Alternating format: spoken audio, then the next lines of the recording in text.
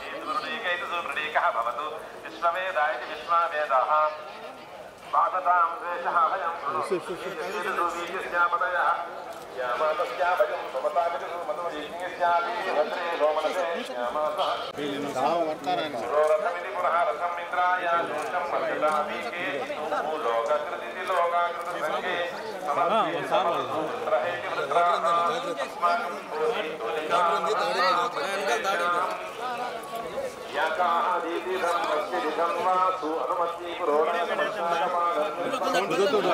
Mic sound వస్తుంది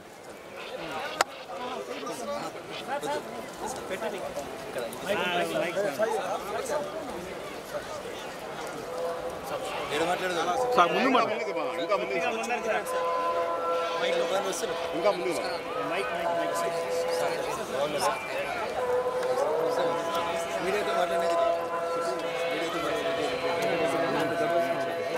కొద్ది ముందు పోదామా కొద్ది ముందు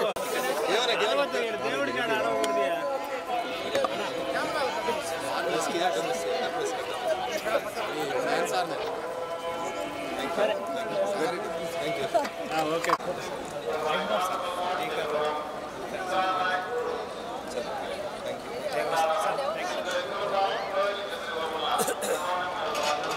రియాయితీలు ఉన్నట్టున్నారు కదా ఆగుదాం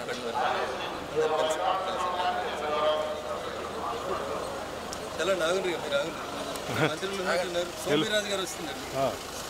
ముఖ్యంగా మీడియా మిత్రులందరికీ నమస్కారం. వెంకటేశ్వర స్వామి ఆశీస్సులతో భారతీయ జనతా పార్టీ గౌరవ నరేంద్ర మోడీ గారి నాయకత్వంలో ఈ దేశంలో చాలా కాలం నుంచి హిందూ బంధువులందరూ ఎదురుచూస్తున్నటువంటి వక్ఫ్ చట్టాన్ని పాస్ చేసిన తర్వాత పార్లమెంట్ నుంచి నేరుగా ఇక్కడికి రావడం జరిగింది. సహకరించినటువంటి రాజకీయ పార్టీల నాయకులకి సహచర ఎంపీలందరికీ కూడా ఈ సందర్భంగా కృతజ్ఞతలు తెలియజేస్తూ ఉన్నాం. లాస్ట్ టైం నేను ఇక్కడికి వచ్చినప్పుడు తెలంగాణకు సంబంధించినటువంటి ప్రజాప్రతినిధుల ఉత్తరాలని గౌరవించాలని చెప్పి అడిగినాను.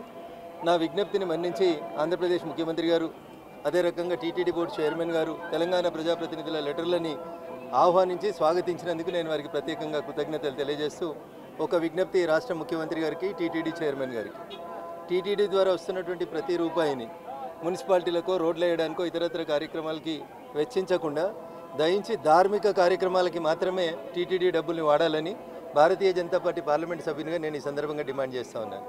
అంతేకాకుండా తెలంగాణ ప్రాంతంలో జీర్ణావస్థలో ఉన్నటువంటి అనేక దేవస్థానాలు ఉన్నాయి, ధూపదీప నైవేద్యాలకు నోచుకున్నటువంటి అనేక దేవస్థానాలు ఉన్నాయి.